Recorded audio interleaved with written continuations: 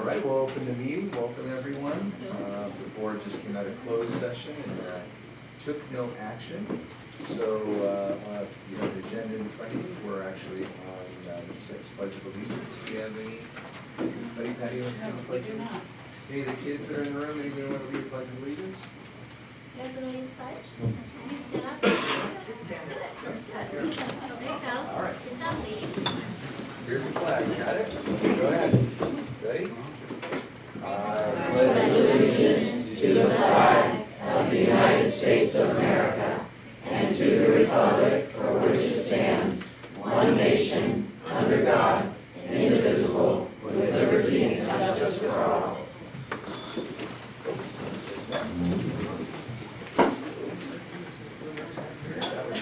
That's good. That's classic. All right. All right. Do you have a motion to adopt the agenda as presented? So moved. And second? Second. Thank you. Ms. Patty? All right. We will move to number 8, always fun, student, staff, and community recognition. Welcome, Joy.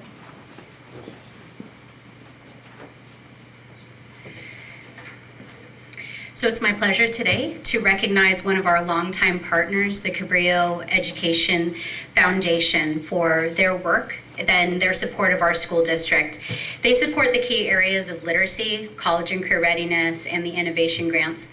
One of the things, having been a teacher in this district and principal and now an assistant superintendent, I can tell you that one of the things I appreciate most about the Cabrillo Education Foundation is the way that they really express their support of our district in ways that sometimes are even more subtle or even more grand, but always consistent support. For example, at the last teacher supplies party, CEF made a large donation to several of the teachers, and it's through their generosity that we're able to support programs including reading workshop, informational literacy, the Big Lift initiative, as well as advancement via AVID, which we call also the advancement via individual determination, computer science this year, as well as science teacher collaboration and COSIDE futures. We want to give special recognition today for CEF for their partnering with us to support the 5th grade science teacher position in the following year. We had to eliminate the position, as we have discussed, due to chronic underfunding by the state. And so we needed to make budget cuts. But the partnership with CEF was something that was really crucial in allowing us to fund this position for next year.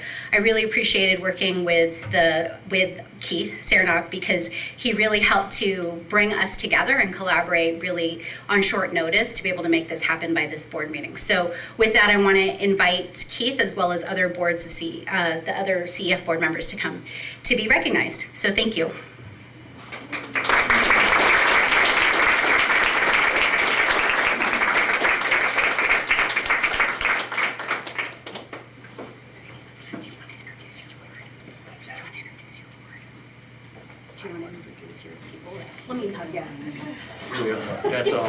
That's all I needed was a hug. I'd like to say that we're really honored for this, and this has really been one of the goals of the Cabrillo Education Foundation, to make big impacts for success and to be there when our students need us. And this particular opportunity, it was very opportunistic that we could help out in such short notice, and it's great working with the CUSD as a partner. They have been absolutely wonderful. So thank you very much.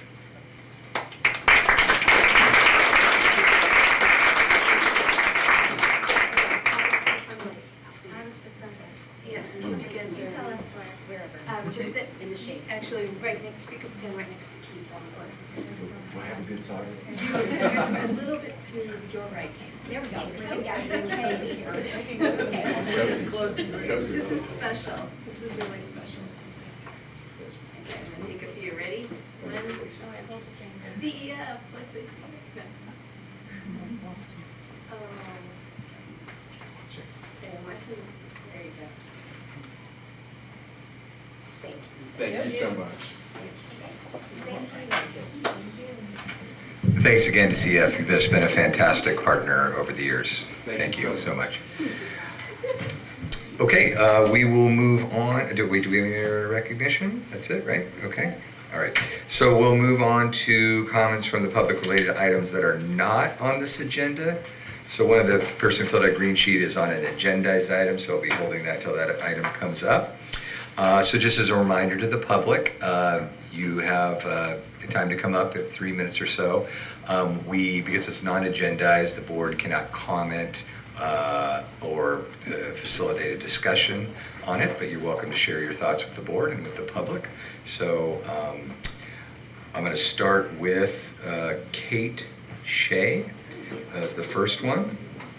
So Kate, do you want to come up? Good evening, thank you. Kate Shea, regarding Cunha. My short comments are just about my son's IEP being removed in June. And I've been working with the school district since he was 5 years old.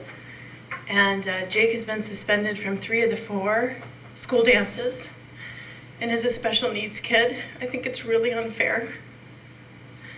And, when you're on 3 medications and you go to multiple doctors and you're on the autism spectrum,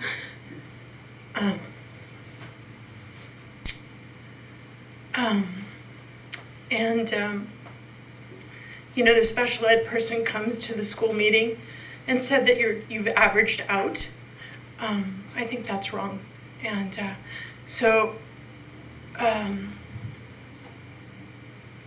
he's been punched by at least 4 kids that I know about. And I could go on and on with different things, but I just needed to speak up for him at this level. Thank you. Thank you for coming.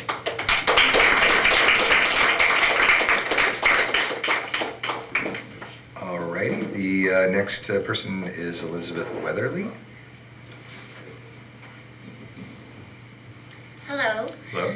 My name is Elizabeth Weatherly. I am mother to Lola and Daisy Weatherly, 4th graders at Kings Mountain Elementary. I am also the 2-3 teacher at Kings Mountain Elementary. My daughter Lola and her friend were the target of bullying for the first 7 months of the school year.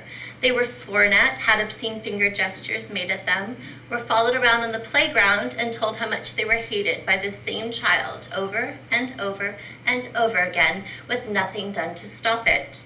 At the end of September came the first death threat. The threat was, "I'm going to kill you. I wish I could punch you so you die."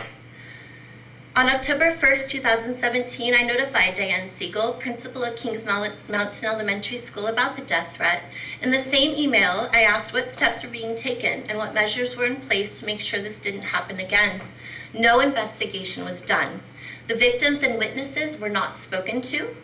Nothing happened except for Lola and her friends, the victims, were suddenly denied access to certain areas on the playground, a punishment that continues to this day. 7 months later, in an email dated October 5th, 2017, I told Diane that punishing the victims of death threats was unacceptable. I also shared with Diane that the children's rights under California Ed Code were not being considered. In the same email, I notified Diane of CES Law, AB 9, California's anti-bullying law. I also asked what Cabrillo USD policy is on bullying and why it was acceptable to punish victims of bullying, harassment, and intimidation, instead of protecting them from such acts as California Ed Code requires. Nothing was done to address my concerns, and Diane never responded to my questions. The bullying continued. On December 7th, 2017, the second death threat occurred by the same student. The death threat was, "I wish I could kill you. I wish I had a gun." Again, nothing was done to address the issue. In fact, Diane didn't even know a gun had been mentioned in the death threat until I asked her how the investigation had gone over a week later. Her response was, "No one told me about a gun." I had to explain to her again that she was required by law and Cabrillo USD board policy to investigate. No investigation was ever done.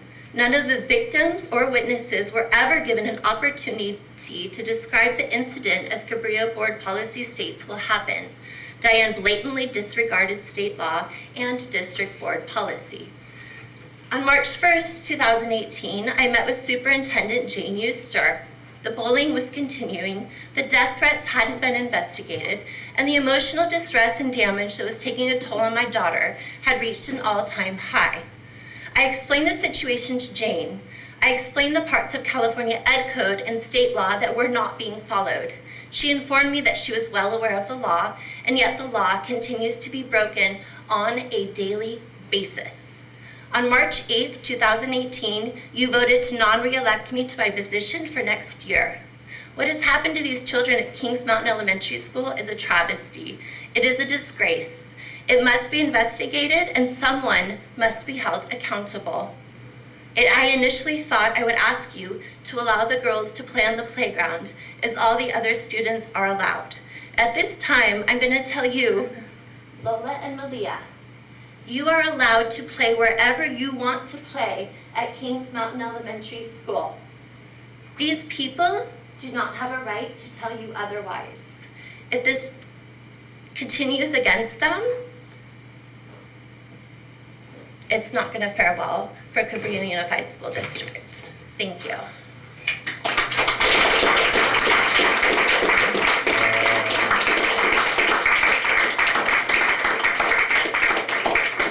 Thank you. Next up, Daisy Weatherly.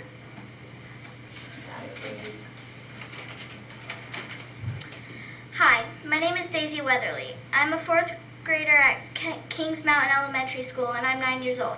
I want my sister and a friend to have the same privilege as every other kid at our school. I was there when my sister and her friend received a death threat with a gun. Many of our friends were there too. It made me feel uncomfortable and uneasy when it happened. My sister and her friend went to go report it. I thought Diane would talk to us about it, but she didn't. I was confused and upset at her. Why didn't she care what happened? Ever since that, Lola and her friend were not allowed to go to certain places on the playground. How is that right? Why are the victims being punished? Why does Diane think that's safe, respectful, responsible, or kind? Thank you.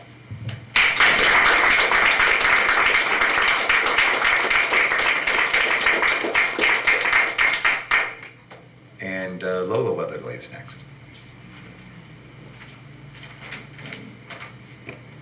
My name is Lola Weatherly. I'm a fourth grade at Kings Mountain Elementary School. Starting at the beginning of the school year, me and my friend have been flipped off many times, sworn at, and have had someone threaten our lives with a gun. Diane, our principal, never offered to help us. So many of our friends also heard the death threats. Me and my friend reported it. The next thing you know, my friend and I are not allowed to go in certain places on the playground like other kids. I don't get why we are being punished. I thought Diane would talk to us to see if we were okay, but she didn't. Instead, we were punished. I don't think that is right. Why are we being punished when we did nothing wrong? I didn't feel safe at school. I wish this would be fixed so I would feel safe to play anywhere at the school. This isn't fair to any of us. Thank you for your time.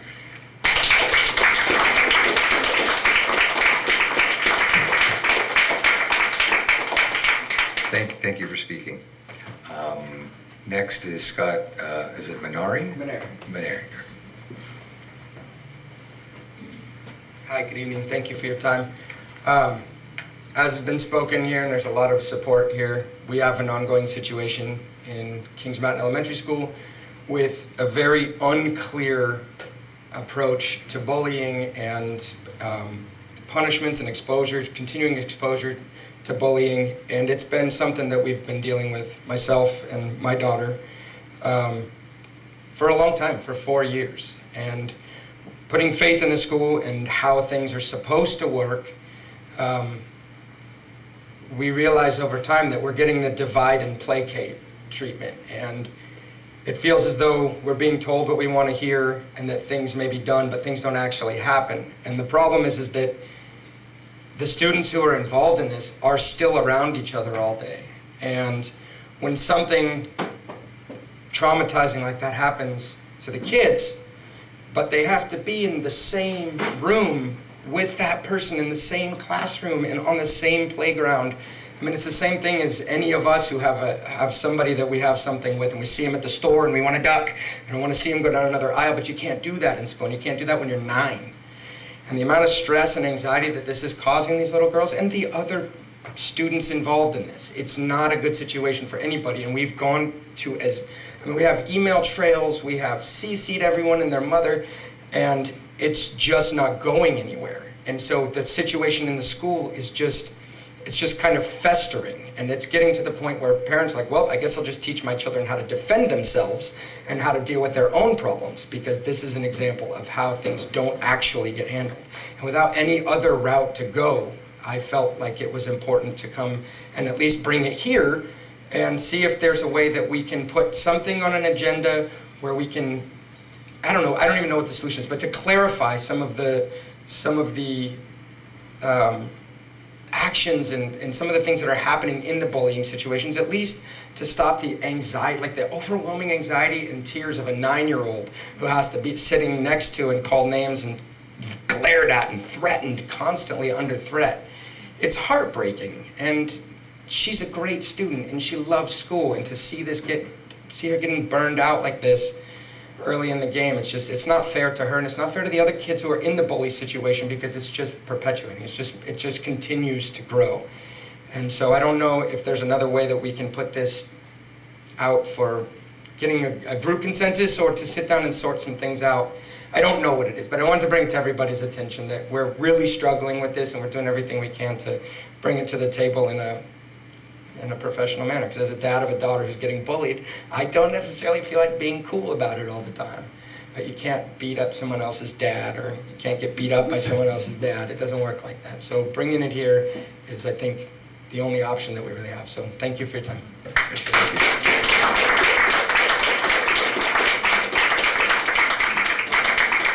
I think is it Malia? It is. Are you Malia? Okay. Malia, what's your last name? Maneri. Okay. I'll just put that on there too. We'll help you with the mic. Hold on 1 second. Okay. Thank you. So for you. Yeah.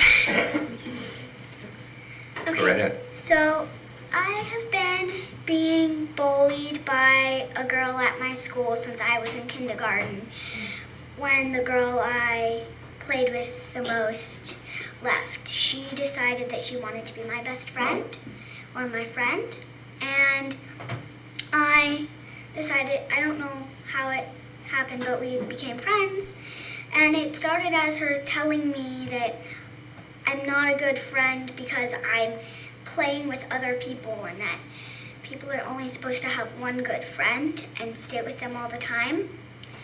And it came from name calling and not being let play with other students to death threats.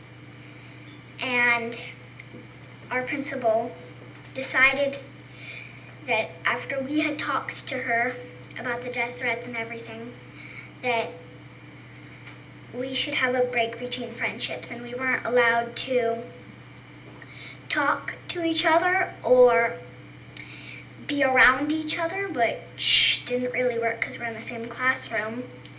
And she tried to tell me how she felt, but Diane, our principal, took away what she was trying to tell me by taking away the note that she gave me. I feel that this situation doesn't make sense because I have been having, in the beginning of this, I was having a lot of stress, and I didn't want to go to school, and I love school. I don't like missing school, and I just didn't feel safe. I was up crying many nights because I was scared and worried. I didn't want to go to school. I felt like the situation was not right. Thank you for your time. Thanks for your time.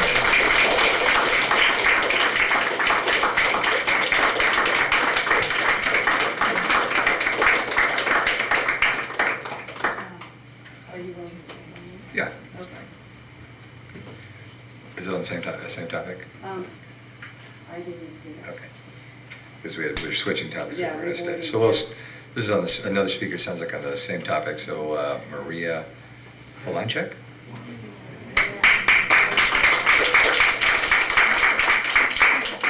Thank you. you. I'm sorry about getting that in at the last minute. I'm here for the same reasons, and I just want to start by saying that I'm aware that our school, Kings Mountain Elementary, has a reputation in the district for being privileged and slightly out of touch with the other things happening in Cabrillo. And I know this partly because our principal, Diane, tells us this quite a bit, that the school board and the rest of the administrative team and the other schools look at us this way.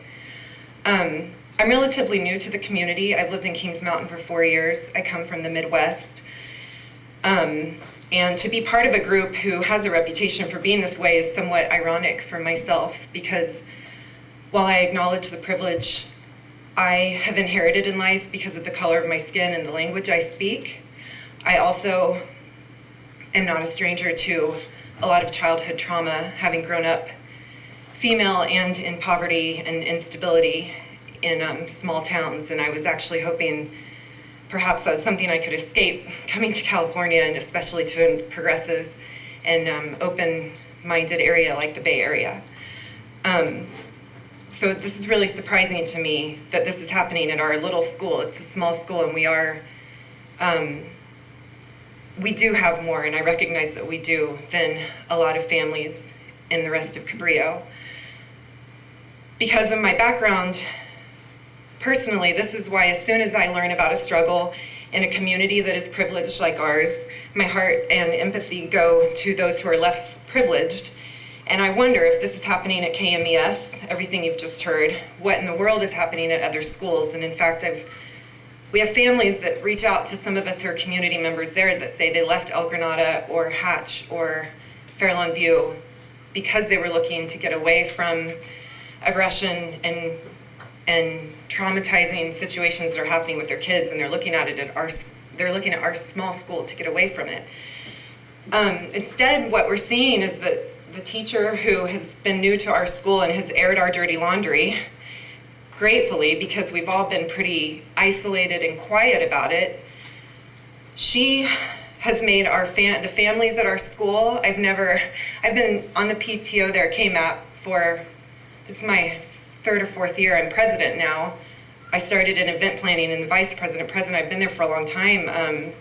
I've never felt closer to our school families and to the rest of the staff as I have when Elizabeth Weatherly showed up and made us all realize that we've been hiding kind of under this secret, or under this cloud of what's supposed to look good on the outside. And now she's not coming back, and the principal who has put us, I feel like, through this for years is promoted. She's been given more power. We don't need a 0.8 principal when the rest of the district is struggling financially so much, and that money could be going elsewhere. We just need someone who would respond to these concerns we take without reacting, without suddenly firing someone or making families stop speaking to one another or making children stop speaking to one another on the playground. We just need someone who will listen and thoughtfully work with all of us, because we are a tight community, and we are those things that people come up to Kings Mountain for. We're a tight community, and we support one another, and we do not divide, and we do not label bullies and victims. We want to work together as families, and it'd be nice if the administration would support that effort. Thank you for your time. Well, thanks to the community for coming down and sharing your thoughts. Christy Walker is next up. Is Christy here? Point of order. Just a reminder to the board that as of per Brown Law X, any cumulative time allotted multiple speakers addressing is limited to 20 minutes. Okay. Do I have my? Yep, go ahead. Right. My name is Christy Walker, and my daughter is a kindergartner up at Kings Mountain School. And I'm talking about a similar but related, a different but related issue primarily. You've heard about the bullying that's going on, and I'm very concerned about that. But I'm also concerned about how the bullying has led, as far as I can tell, to a great new teacher at our school being let go. As you heard from Elizabeth earlier and several other people, our 2-3 teacher, his daughter, is one of kids involved in the situation. And she was on probation. She's new to the district, and so she was up before review this March. And as you all know, you voted to not renew her contract. I don't know all the details, and I know policy matters are regarding personnel are private. However, I have heard nothing but very good things about her. All the families that I've talked to really love her. The kids love her. She has been a wonderful addition to the staff up there. I'm new, I have a kindergartner. However, I've been very involved at the school this year. I'm on the KMAP board.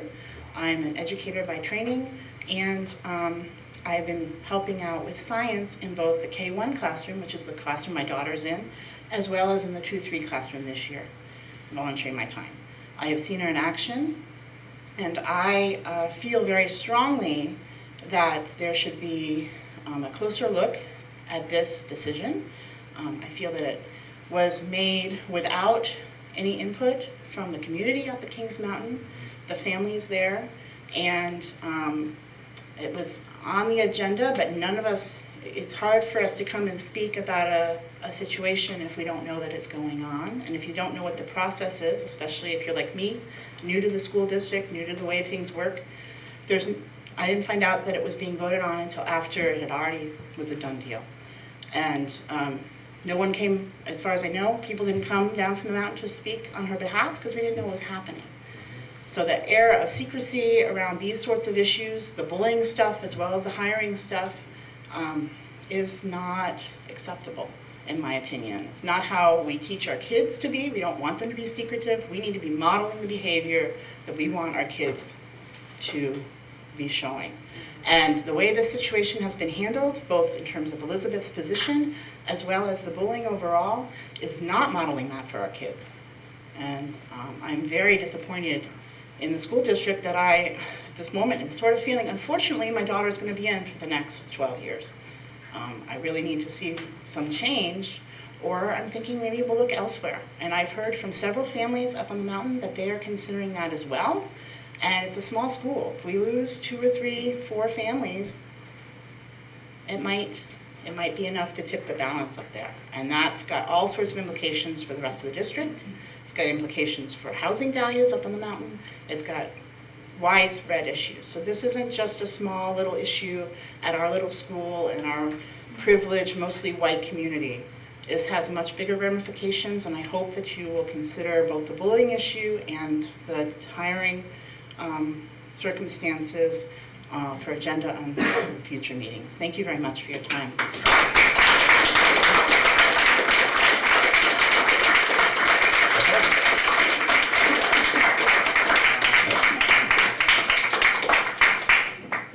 Alrighty, we'll move on to number 10, representative reports.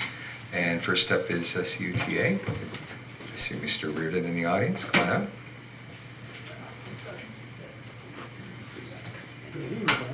There you go.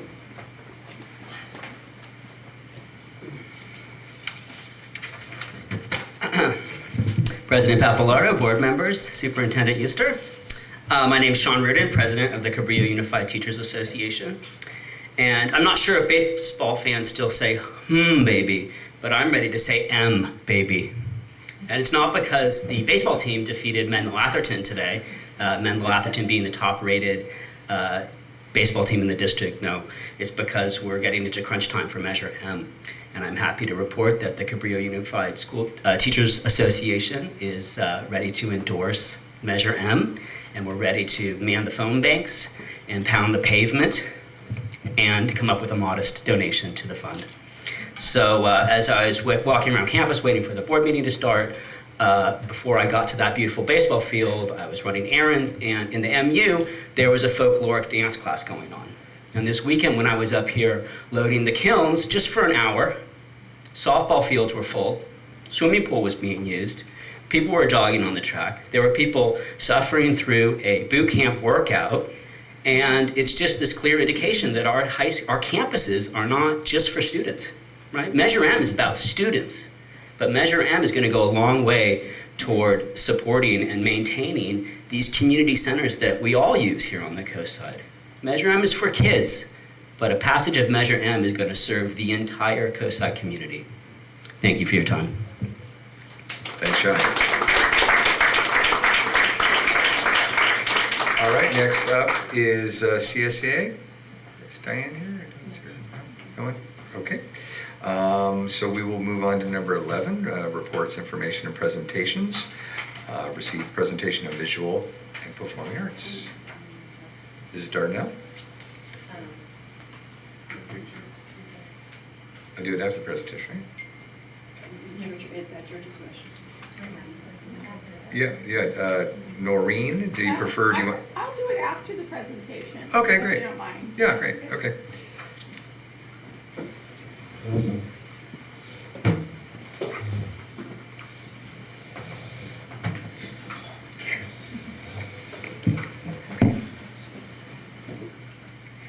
Good evening, President Papalardo, trustees of the board. As you know, I'm Joy Dardanelle, Assistant Superintendent of Curriculum and Instruction, and it is my pleasure today to present to you an overview of our visual and performing arts programs in the district.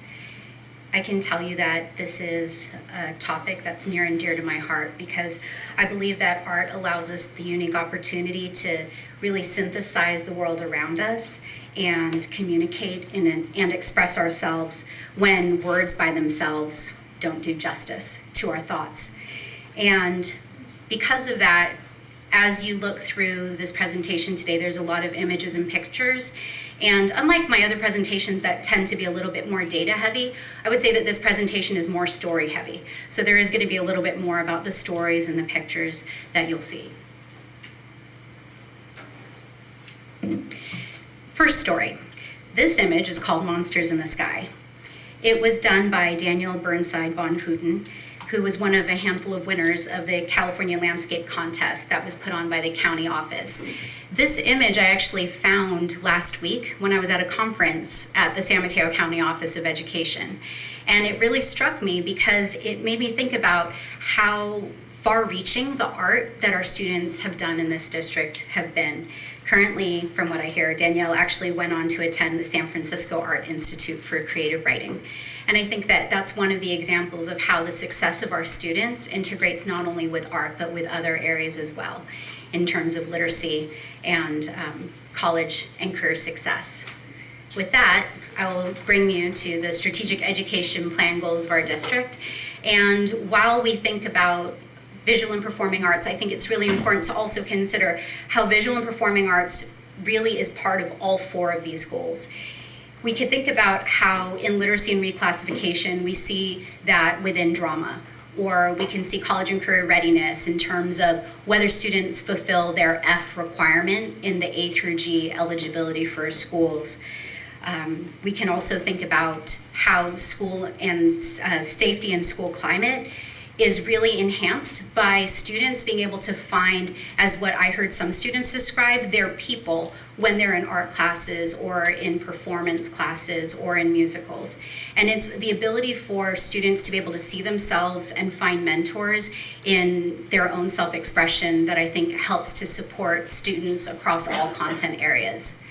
I also am really excited later on in the presentation to share some of the interesting ways that we've used art in parent engagement within our community.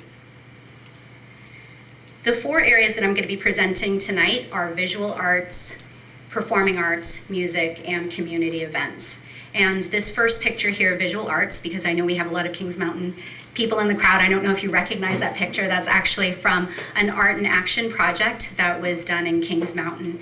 And Art in Action is one of the ways that we support arts across the district in elementary schools. And I'm sure there's many people in this class or in this audience too who've also helped with supporting the Art in Action programs at Kings Mountain. The next image you see here under performing arts, this was our recent Little Mermaid musical that was at the high school. And below that, we see the music program. This is at Cunha. And the most recent El Granada talent show, and you could see one of the drummers who was one of the performers at that community event. The first section that I'm going to be talking about are all of our elementary programs. And this is a special art project that stood out to me. I saw it at the Hatch Open House last month. It was a student in Miss Frank's class. if anyone may recognize that picture. So it's about, one of the things that I love about elementary visual arts is how the art teachers really naturally integrate art lessons in the work they do. At the elementary level or at the younger grades, cutting, coloring, drawing really helps students develop fine motor skills. And in later grades, students use art to express themselves and communicate in more sophisticated projects.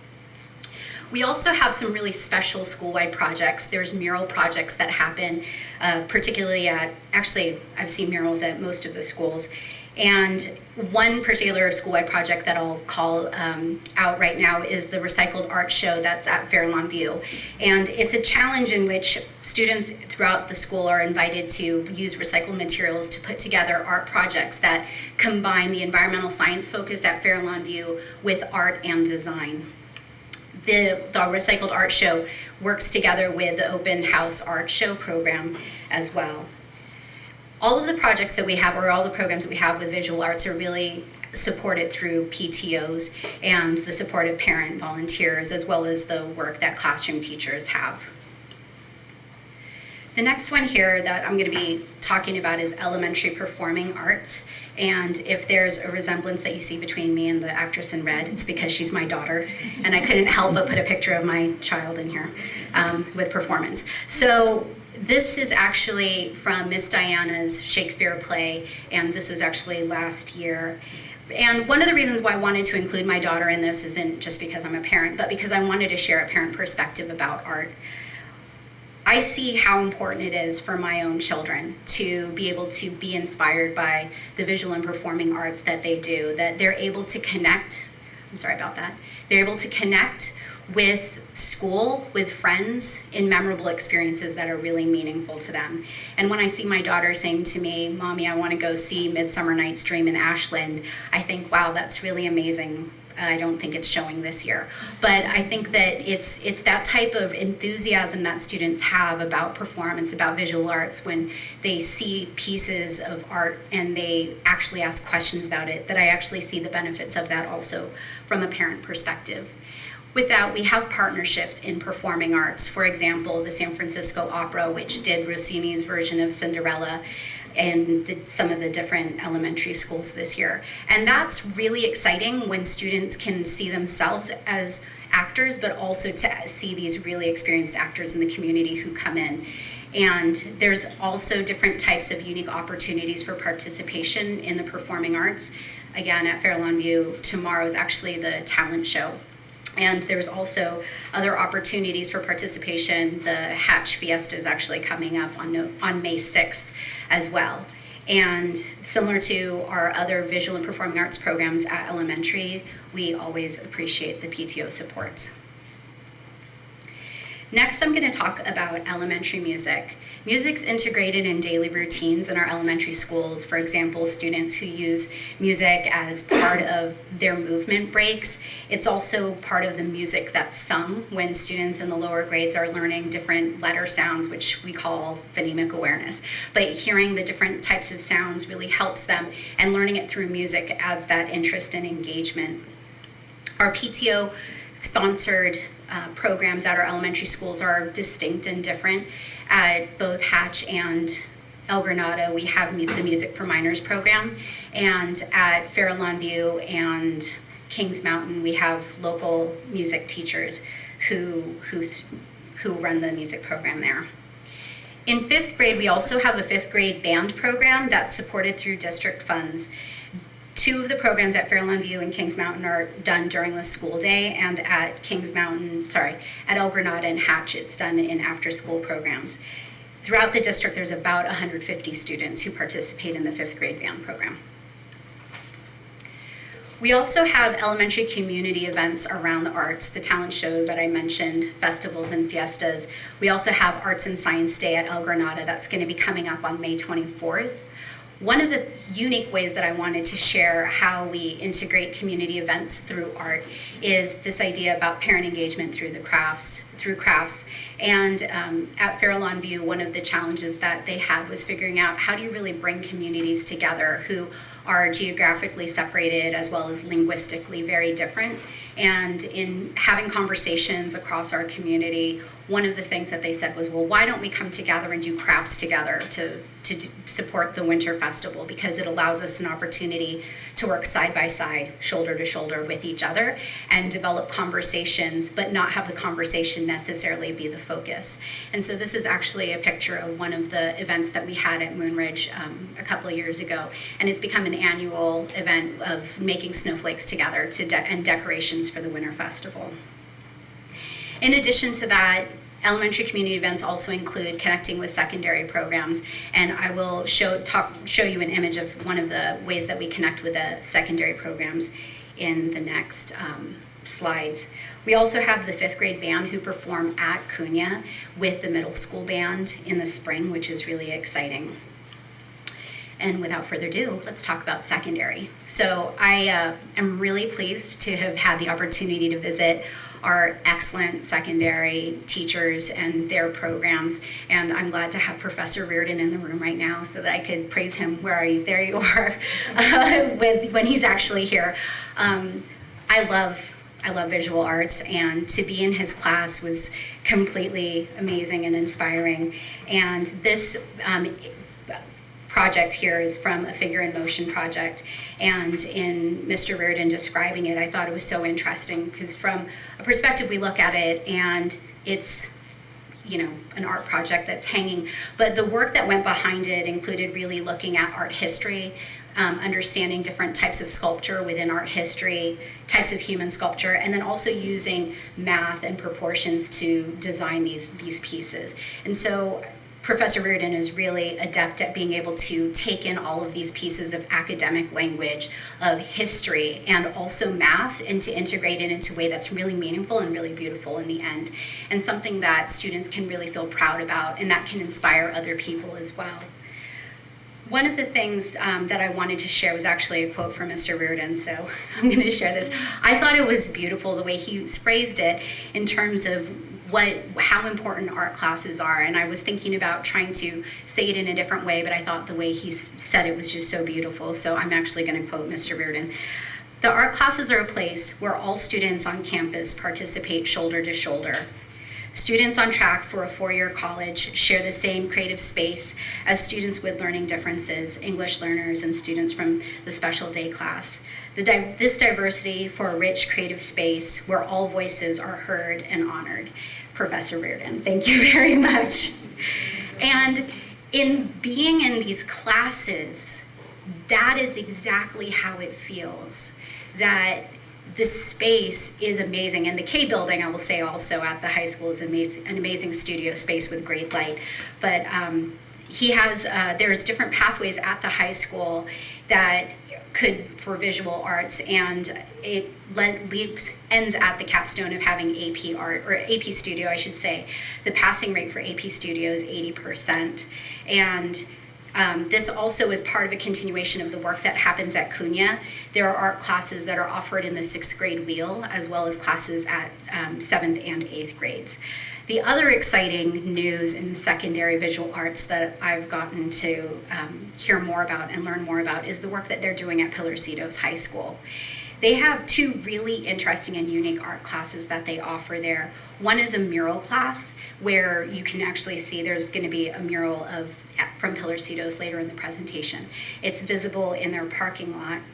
They also have a state park art class that happens on Tuesdays, and it integrates environmental restoration with observation art. I didn't even know you could do that. So they do this every Tuesday. They go down to the beach, they do environmental restoration, and also integrate art and observation art outdoors in the work that they do. Amazing. So the next area is performing arts. With performing arts, we have drama and broadcasting, as well as developing those career technical pathways, which include broadcasting. This includes advanced video production and also the other types of opportunities, such as the Little Mermaid, which is done outside of the class, but as an option for students at the high school. It was really interesting to visit Mr. Ward's drama class. And one of the stories I will share is that the students were working on original pieces of monologues that were about 1 to 2 minutes long. and then performing them, working with each other and critiquing them. The topics ranged from divorce, dealing with rumors, dealing with popularity, and one really funny comedic script that was entitled Requiem for a Raccoon. What impressed me so much was how the students tackled issues that were meaningful to them and allowed them to express themselves with such confidence, and their peers supporting them with encouragement, but also with really thoughtful comments and feedback, so that it was both a really safe community to support each other, but also to help push each other a little further. I also had the pleasure of visiting Mr. Olson's class and getting to watch them put together their news, their morning news. And during this time period, within 20 minutes, they filmed, they practiced, they filmed, they edited, and published in the first 20 minutes. And they do this every single day. And it's pushed out into all the classes with interactive components of trivia. And the scripts for these newscasts are also collaboratively written across the school and then synthesized into these daily presentations. So I thought that it was just really amazing to see the type of confidence and skill that the students had in being able to do this independently. At Pillarcitos, they also integrate performing arts into videos that they do. That one example was how they integrated videos of positive behaviors, interventions, and supports. And so this is another way in which the visual and performing arts also tie into the other LCAP goals more specifically, like safety and school climate. CUNA also has drama that is integrated into the 6th grade wheel, which supports the drama later on, and it's also followed by options for semester and year-long programs. Secondary music. We have instrumental and vocal options. We have beginning band, symphonic band, and concert band at CUNA. It's also offered as part of the 6th grade wheel. And then at the high school, there is concert band, marching band, jazz ensemble, and also chorale. There's a lot of opportunities for community performances. This is an image of our band at one of the parades that we have.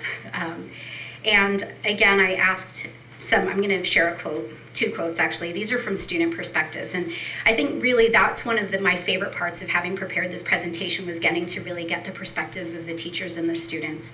So I asked Mr. Anderson if he could share with me why his students have chosen to take music, and I will share you 2 quotes. 1, music class was and still is a nice break from the more traditional educational classes throughout the day, and is an important source of self-expression for me. The second student said, music has always been an important part of my life. I've continued to be in band during high school because it's a safe place where a very diverse group of people can join together over a common passion. And I think as you hear this, there's a theme that's really coming up, that the visual and performing arts classes that we offer is a place where students really feel a sense of community and feel safe, and also feel that they're supported in their self-expression. I will say one more thing about that last slide. Pillarcitos. I have to always include Pillarcitos because Pillarcitos does things like nobody else, right? So Pillarcitos has guitar classes, and they also integrate drums and bass and, quote, a little bit of everything, as Dudley describes it as. They also have an interesting class, unique, called a cipher class, and this is led by Dudley and Mr. Betcher, and it's described as a hip-hop rap class where students put lyrics to original beats, and at the end of the semester they go to a recording studio to record their original music. Really? Where was this when I went to school? It's amazing. So moving on to our community events, we have a lot of different partnerships, and this particular image is of Mr. Ward's drama class going to the elementary schools and doing a performance. It's a way that we allow students to really see where they can go in performing arts at the high school and the middle school. There's opportunities for participation, including with the high school musical as well as different clubs that can help capture some of those students who may be interested in the arts but are not actually enrolled in classes in the arts. We also have different events that, for example, Coyote Fest is an art and music festival that's going to be happening at Pillarcitos on May 5th, so I'll put in another plug for one of our school events. And I think that what I love about the community events is that it really helps us to spark interest and support for visual and performing arts. And it makes me think back to that original image of Monster in the Sky, the picture, the blue tree that was on my first slide that I saw at the County Office of Education. I think that there's so much that our visual and performing arts programs do to spark interest outside of the classroom by being present either in galleries or also in outdoor events. This is one of the image here is the mural that hangs in front of Pillarcitos. It's their most recent mural, I believe. And I will read the quote here that and explain it. The artist begins with a vision, a creative operation requiring effort. Creativity takes courage. Henry Matisse. And this quote really spoke to me because I see the creative operation not only as the work that students do, that creative work that students undertake, but really the work of the excellent teachers that we have in our district that I've really had the pleasure of getting to know in the time that I've been here, and to really see them and watch them as they inspire and guide a whole new generation of artists and generation of students so that those students can really live that life full of courage and creativity as well. And these teachers have created safe spaces for communities to flourish. They've created opportunities for students to have self-expression. And they've also been brave enough to really move our district forward toward this potential that we have in supporting more students. And it's to these teachers, I wish all of them were here for me to share this with, but it's to these teachers in our district who inspire our students every day that I dedicate my presentation. So, thank you.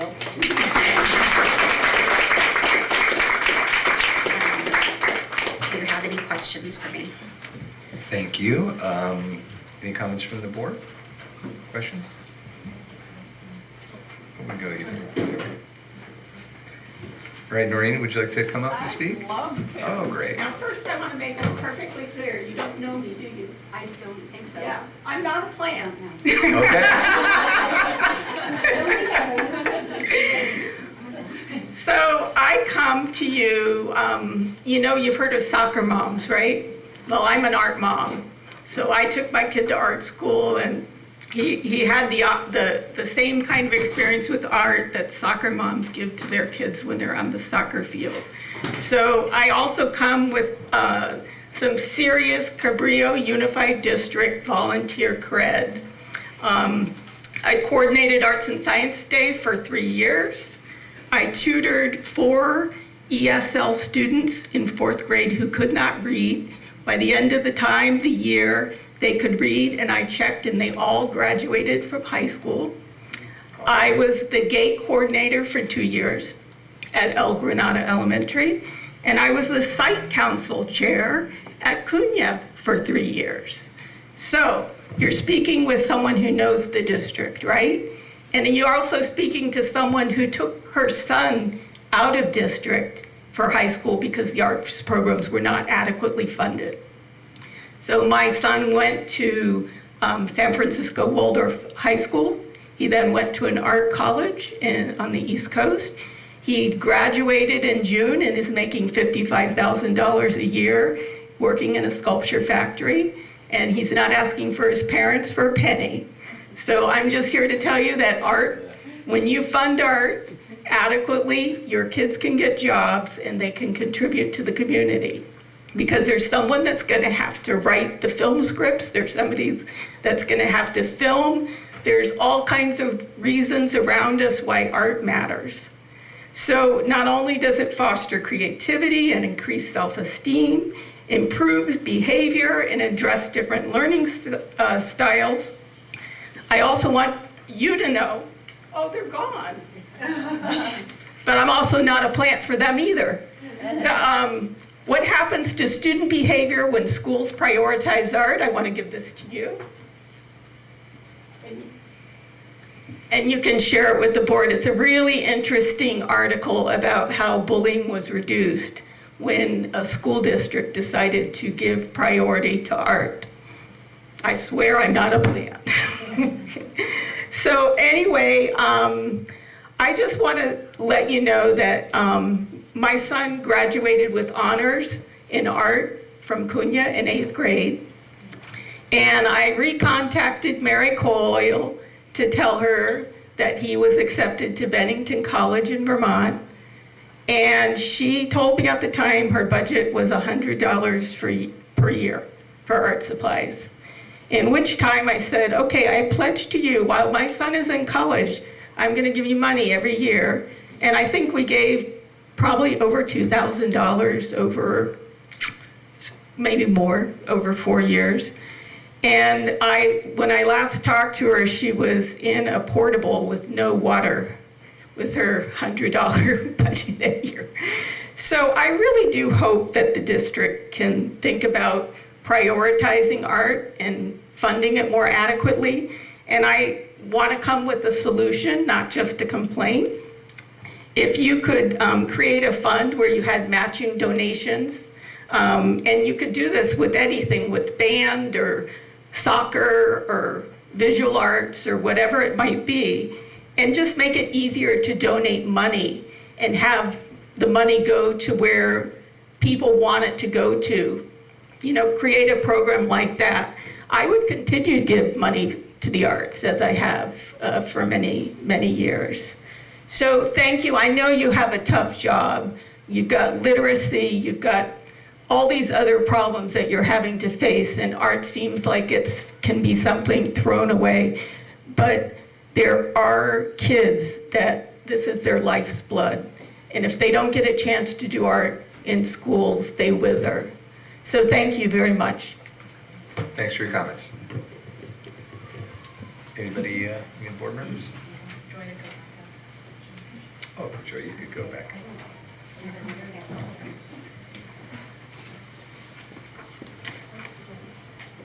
I just had a comment of thank you. Joy, you've done a phenomenal job of capturing so much in such a beautiful synopsis and with color, and I think your presentation itself was a work of art, which speaks to your joy and your passion from the subject, and that's very clear. And just is, you know, I'm very grateful to see how much we are tapping into this opportunity to have our students learn with their hearts. We talk so much about their minds and the kind of more hard skills of literacy and things like that, but to see how much we're doing to not only integrate the arts into their learning of the harder skills, but to be able to learn with their hearts and to have the social emotional experiences, and to see the diversity with which we are doing that across our district is overwhelming in a good way. So I just want to thank you for spending the time to pull that together for everybody. And we do it on a shoestring budget, clearly, through no choice of our own, right to our state senators and anyone you can write to about that funding situation, you know, for those of us that are interested in having more funding. But it's just phenomenal and impressive what we're doing across our district. And second, you know, echo your thanks to our teachers and leadership that make it happen. And it's not easy amidst many, many priorities, but I'm so grateful for it. So thank you. Thank you.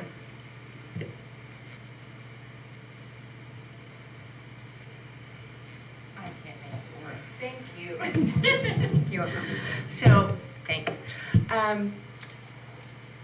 And I can appreciate that this has been done on a shoestring budget. And I want to say thank you to PTOs who help so very much, and parents that participate and recognize the need. I'm wondering if in putting all of this together, I don't know if it's had time to soak in yet, but have you identified or started to think about needs for the district? That's a great question. So I think that one of the things that in my position I do is I think about such a huge big picture. And one of the things that I'm thankful for is actually being able to share this piece of a puzzle that I work with. And I think that one of the things that I've really been listening to and hearing about is how do we help to keep programs sustainable through time. And I think that that's one of the things that we need to continue to think about. How do we make it so that we can keep our enrollments up even as our overall district enrollment's declining? And how do we keep these programs to be at quality while working on shoestring budgets? And I think that one of the things that I think about, whether it's art or whether it's literacy or something else, is the community partnerships, as well as also being really strategic about our choices in terms of where we're putting our money. So I think that those are further conversations that we need to have in terms of deciding how do we want to really strategically maintain and strengthen our arts programs. Thank you. You're welcome. Also want to echo the appreciation for the wonderful presentation summarizing a lot of the wonderful work that our teachers are doing, and echo again the gratitude towards our teachers who are there in the classrooms every day, whether the specialists like Sean and Ms. Coyle and others, and also our elementary teachers who are the generalists but are managing to integrate plays and music and art into their daily curriculum. And I think this was a great start. I guess I want to echo a little bit of Kim's comments about making sure that we look at that larger picture and making it sustainable throughout our district. And I think we've done an amazing job with the cuts over the last 10 years of really keeping a lot of the programs that we had. Other districts had to cut even what we do have and what we're operating on a shoestring budget. And of course, we've been able to do that with the assistance of our families and our communities and our PTOs. But I think that it's really important to recognize kind of on this level, at your level, the importance of these programs, and that they do feed into all the other successes that we're able to have, how they feed into literacy and math and other things. And I just want to echo again the kind of the underlying statement, I think, of your presentation, which is a lot of this art is about students finding their community, finding their people, and finding their passion and what they love to do. And that's reflected here, but it should also be reflected in all the other subjects in terms of allowing students to have that be one of the goals that we have for students, is so that they find what they love and are able to pursue that, because that's then what makes them those lifelong learners. So thank you very much, Joy. Thank you. Great, thank you. Thank you. All right, that's it for reports. We'll move on to discussion items, which is discuss board member representation at end of the school year based ceremonies. Pull out your calendars. Do we know, I guess? First off is Los Listos. Thank you. June 5th, 5 p.m., Hatch and Mill. Anybody, I'd love to go. Or did you want anything? Well, no, I'm trying to pull up my, sorry. What was the date again? That is June 5th, 5 p.m., Hatch and Mill. Sorry, I can't. Oh, okay. Next year. anybody else? I could do it June 5th at 9? At 5. At 5, sorry, 5. Yep, okay. Rob? Yep, that's fine.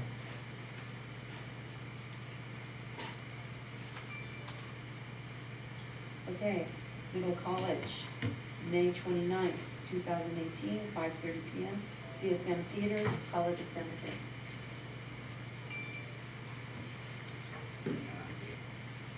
I'm sorry. No, you can.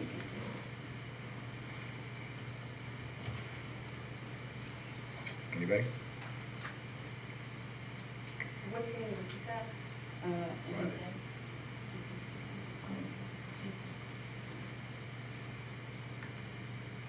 Can you do that one? I think I can do that. Kim? There we go, okay, got it down. Next up is Fuller Cedars graduation, June 13th, 2018, 10 a.m., multi-use room at Fuller Cedars. I'd like to do that. I've never done that one before. Do you mind if I do as well? Yes, I mind. No, of course not. Yeah, that'd be great. Andrea? Yes,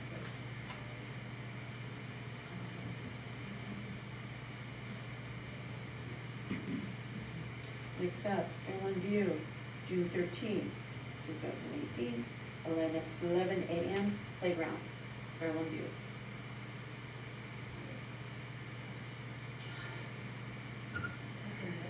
Sophia?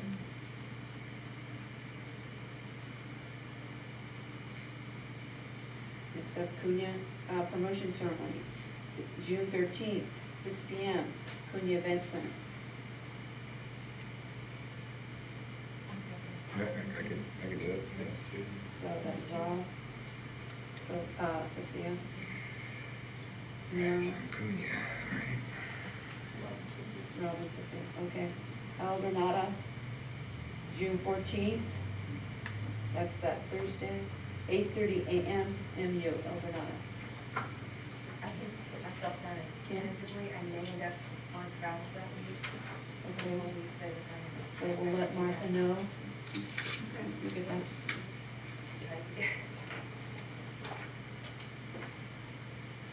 Okay. Hotch Elementary, June 14th, 9 a.m., multi-use room, Hotch Elementary. Fred.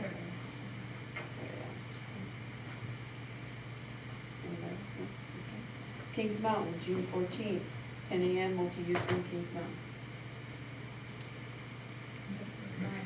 Kings Mountain graduation, it's quite special. I went last year, it was great. Sylvia. Okay. Very personalized, it's good. Akron Bay High School, June 14th, 6:30 p.m., Cunha Event Center, cap and gown. I'm done. Kurt? We need two. Yes, we need two. I could do it, Rob? unless you guys. Okay. Great. Okay. That's the whole. All righty. All right, we will move on, thank you guys. We'll move on to communications, board members. Freya, do you want to start today? Do you have anything that you want to share? Just want to, let's see, thank Sean for his comments about Measure M. It's up and rolling, the campaign, start looking for phone banking opportunities, flyers, yard signs, other ways of getting involved. And once again, just a continual thank you to this community for stepping up and supporting the school in so many ways. So we really, really appreciate it. And also just want to give a commendation to the young children who came up and spoke tonight so eloquently about the issues that they're facing, and very brave of them. And I just want to say that that's just, it really shows the strength of the children of our district. And so hopefully all of those issues will be resolved for them as well. Thank you.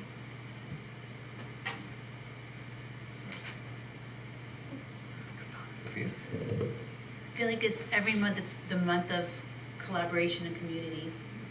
Just floored. This month it was CEF jumping in to help us out with the budget shortfall around fifth grade science. The Half Moon Bay Library and all that they continue to do for the kids in our community around STEM and mentoring and literacy, obviously. Cultural groups like Alice and others that help kids again learn with their hearts, as Joy covered more in the in-school activities. Others that are working countless different things. And I was fortunate enough to go to the Big Lift quarterly meeting earlier today and ran into Erica Wood from Silicon Valley Community Foundation and Elizabeth Shuck from CEF, who's working with Big Lift. And we just kind of naturally greeted each other with a hug. And it was kind of like awkward for a split second because we realized we're in public, like a meeting. But like we all kind of looked at each other and said, this is like COSI style, right? Like this is our community and how we just kind of see a problem around, in this case, literacy and attendance and reading at the county level, right? But I think it's again indicative of how we work here, and we just come together, and with the right attitude you can solve, and the right partnership mix, you can just pretty much, you kind of make it work. We solve our problems. So I feel like everywhere we turn around, and went to the blood drive event for Hernan Lopez a couple weeks ago too, and it was the same thing. It was a teacher was inspired and felt like she wanted to help this family in physical and emotional need. Jump in and run a blood drive. Like, why not? because we don't got anything else to do, right? But like she jumped in, she made it happen. There were more people there than they needed for blood, so they were like turning people away. But it was just, it's just amazing. And, the Heal dinner, again, fantastic. People coming together to raise money to help our kids learn, again, with their minds and their hearts, in the garden, getting dirty, making art, whatever it is. It's just fantastic, and I appreciate we have much work to do and a uphill battle, never enough money, but we come together and we make progress, and it gets better and better. We keep our focus on those kids, and we say, we don't care what their challenges, right? Let's see how we can work together creatively, get around them, get over them. Sometimes we get under them and dig a hole and get through. It's a little dark for a while, but we get through it. So, again, my gratitude and thanks to everybody that chips in and makes that happen. So, thank you.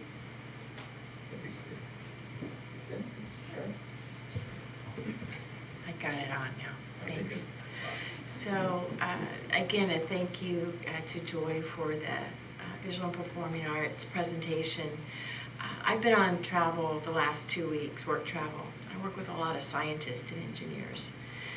And I know that in our community we hear a lot about STEM education.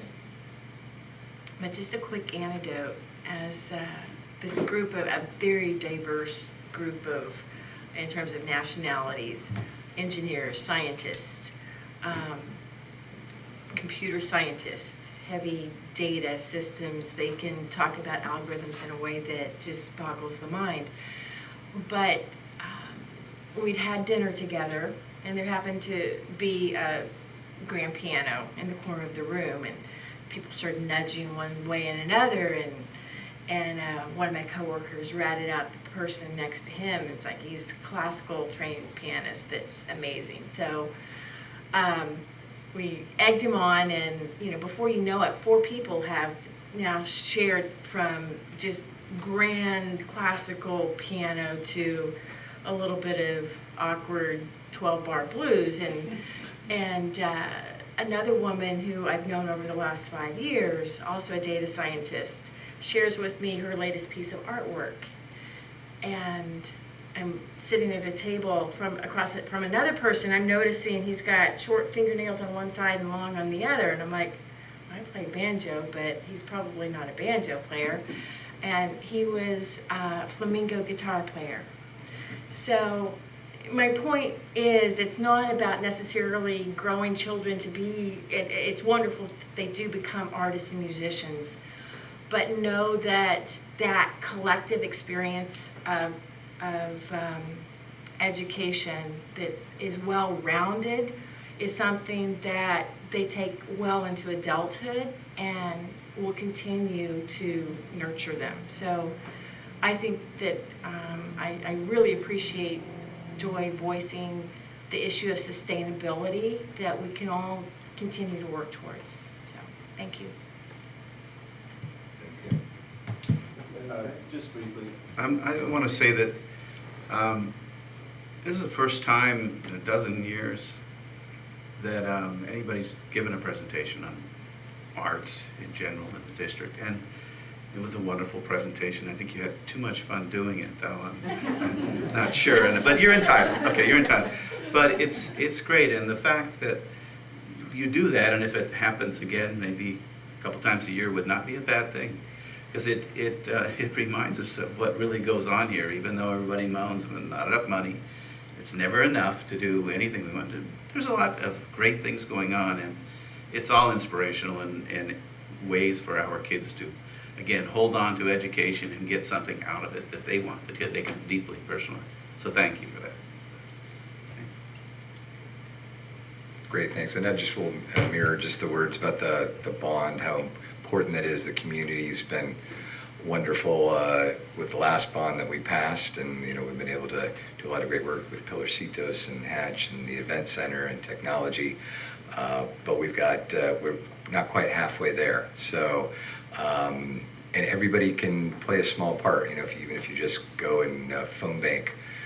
We're going to do it for 6 weeks in the community. Go spend a couple hours and talk to community members and let them know what's going on.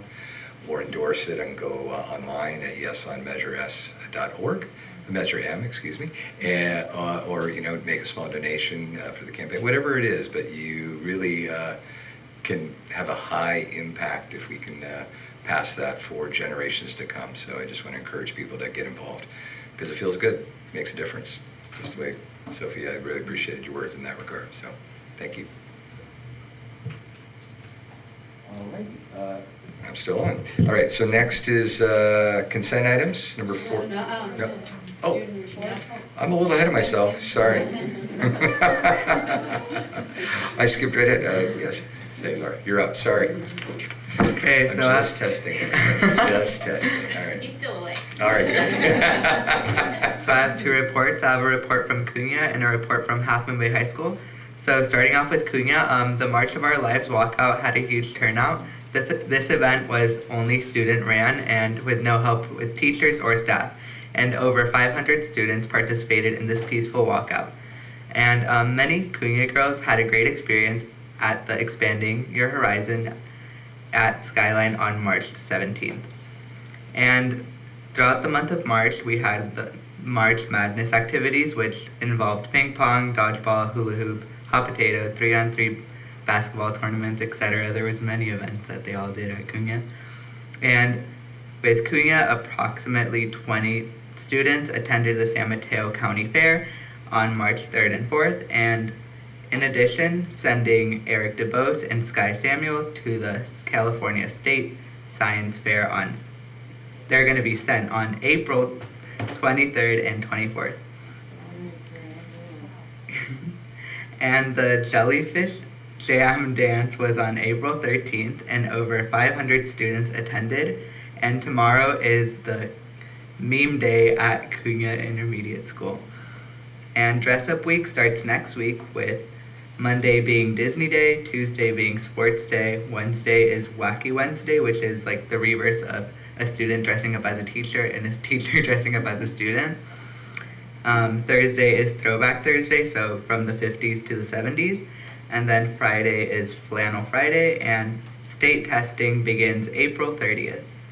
And with Half Moon Bay High School, last month we had our Wellness Week, which we had great responses from students. During Wellness Week, we had rock painting, art therapy, and even nap time during lunch, so just relaxing, taking a nap for 40 minutes was really great. And during our Wellness Week, we also had the nationwide walkout to honor those who got killed and pay our respects. And after that, we had our amazing production of the spring musical, The Little Mermaid, and each night was filled with excitement and cheers. We also had our yearly Spirit Week, and the themes were Verses, which was a competition against the upper class and the lower class. So, for example, we had Taurus versus Locals and Rainy versus Sunny, so like rain jackets or sunglasses, which is pretty exciting.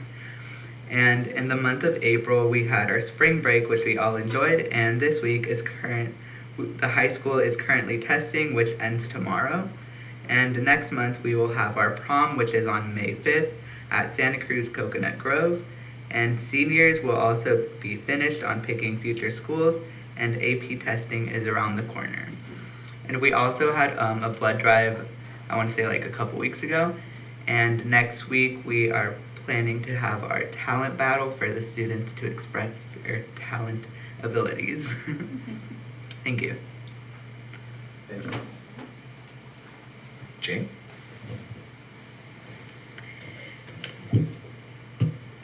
So as I listen to these reports, it amazes me at the tapestry that is our school district.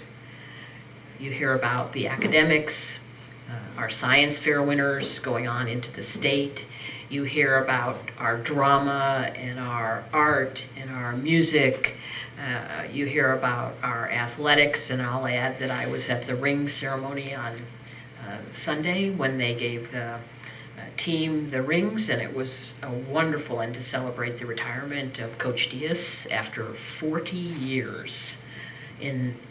So a remarkable thing, and every one of the things carries, there's the threads of the tapestry woven by the school district, by our employees, by our teachers, by our staff, our students, And then what makes our tapestry, what gives us our depth and breadth and our dimensionality are our parents and this community.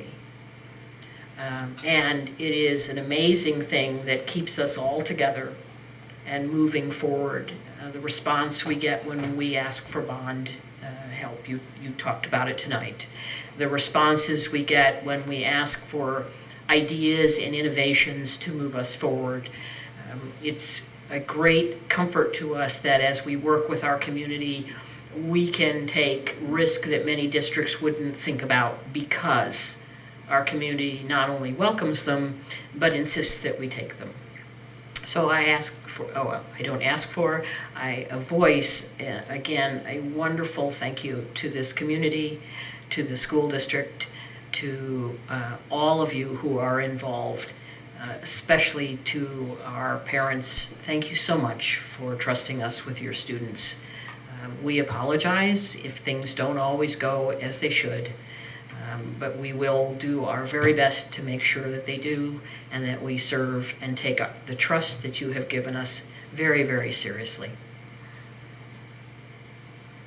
Great, thank you. Right, no one else on the communication list. We will move on to consent items. So do I have a motion to approve consent agenda submitted? So moved. Tim, second? Great, thank you.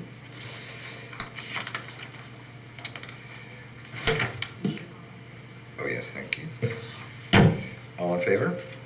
Aye. Aye. All right, unanimous. And one. Thank you.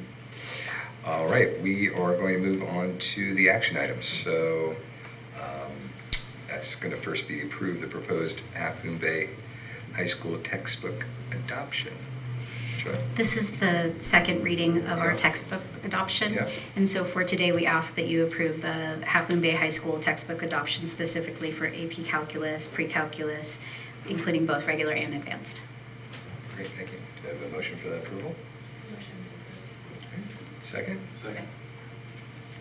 Kurt, you do that one. And all in favor? Aye. And one, all right, thank you.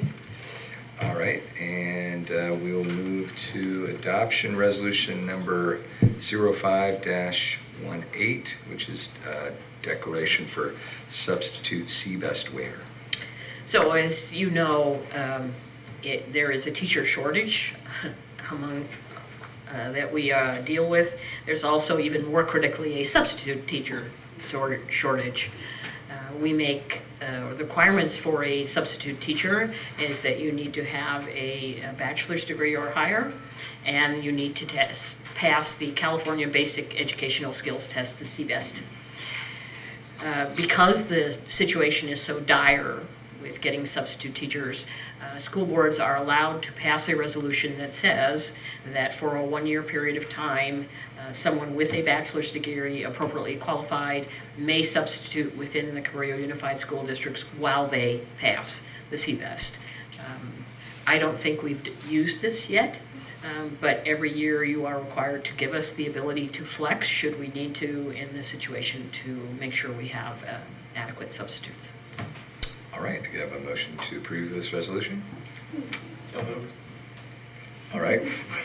Kim will be the first, Kurt will be the second. Okay, all in favor? Aye. All in favor? Oh, that was, it's a resolution, yeah, roll call, sorry. Kurt, let's start with you. Aye. Aye. Aye. Aye. All right, there we go, 5-0. There's two red. Aye. All right, we have another resolution, approved resolution 06-18, certificated and classified employee appreciation week. This is a great one. So we are nothing without our employees. And this is the business, and the business of education is a very human business, more so than I think. I have a corporate background, and while all of us appreciate employees, we are nothing without the tremendous efforts that take place by both our teaching and our classified staff. While we are delighted to have the Appreciation Week, we appreciate every single day the phenomenal work that takes place within our schools. We're just delighted to formalize the party for 1 week, May 7th through the 11th. I can't wait for all the fun activities that always take place. I think I can probably promise that you'll be very well fed for the week if I remember last year.